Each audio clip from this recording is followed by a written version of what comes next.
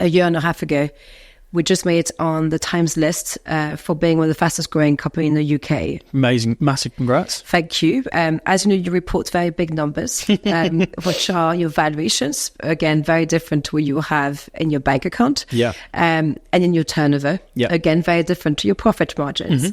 And everyone sees the big numbers first. Exactly. Yeah. I do not have this amount of money under my bed. I to clarify this.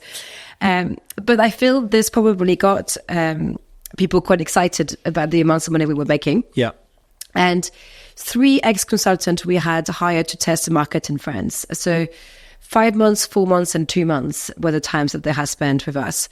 They were not performing. We ended their contracts. And they said, we are going to start a hate campaign unless you wire us £500,000. So it was the first you? time. Yeah. And my C-suite, who was in the room. And that was the first time that I was blackmailed at that level. And we obviously said no, but they did start the hate campaign. So what they did is that they basically went on an account in France called Denounce Your Agency, and they just filled it with lies. But most importantly was death threats, rape threats, I hope you lose your baby, and it was targeting my whole team. Now, and going individually, like one of my colleague Blue is partially deaf, that was like made completely like attacked against her. So I think when I meant I didn't know I was equipped with it, it's because for the first time I was like, what if Blue breaks down? Yeah. Like I can't look at myself in the mirror that I have built a company that has made someone break down. Like it's a total different thing than saying, hey guys, let's motivate ourselves to ultimately make a difference and make great projects happen. To I am responsible for someone breaking down. It's same with a child that you carry. I didn't want to be responsible for my child to be born with anxiety. Yeah. Which obviously will be, I would feel the guilt endlessly that I've generated that. So I feel it was a fast crash course in many things. One, in vulnerability, because I was taught very early on, if you don't lead this with vulnerability with your team and anyone around you, you will start having internal conflicts. And I went from, I've been mentored by men all in their 50s, to be someone that was so crap at being vulnerable, to having to walk in that room being like, guys, I'm scared emotionally.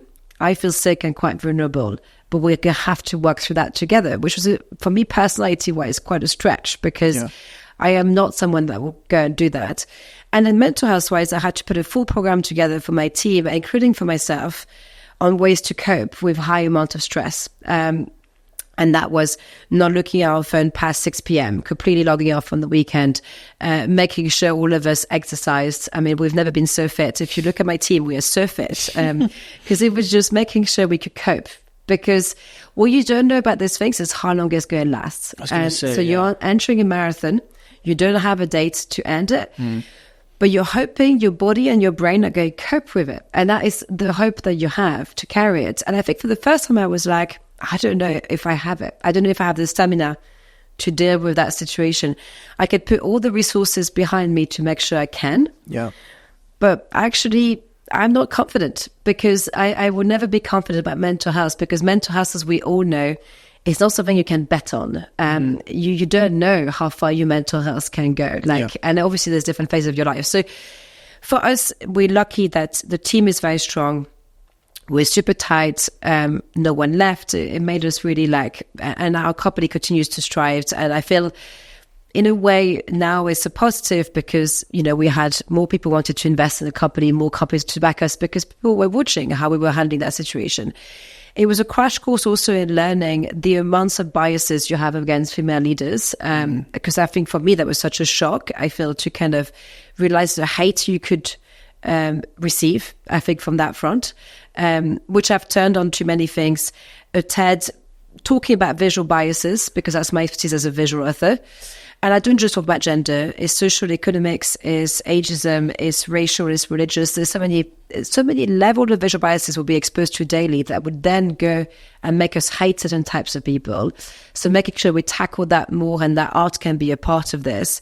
And I've also been behind some reports like the recent one with Signal AI, was a great company, on gender biases and helping funding the research and helping, making sure that we tackle this. So I'm a very well-informed person on that topic. I can redirect you to many academics if you ever need to read papers on this. And I'm just so glad. My second baby is the happiest kid ever. He's like super Buddha-like. So, because I just was so obsessed about like, I can't have anxiety in him. But yeah, I'm now doing 4 times a week ballet, the fittest tennis and swimming player ever. And like, it's just ridiculous at this stage because I just was so concerned. Yeah. And I was like, anything that will make me focus, not look at my phone. And yeah, so I'm a very active sport person now. Yeah.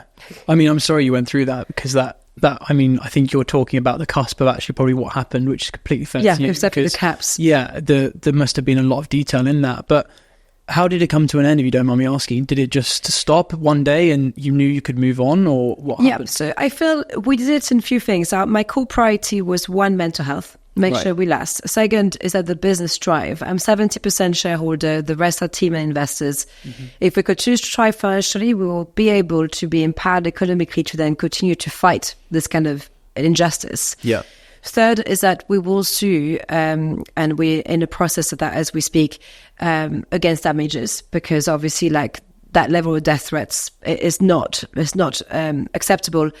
And then fourth is, alongside this, is education-wise, we're educating people about this. I think if the idea is that if the business was to strive, I was then going to become an ambassador for other people in that situation. When it happened to me, I got so many phone calls on that first day with women and all types of people saying, we've gone through that. But I was like, guys, like, really? we need to talk about it.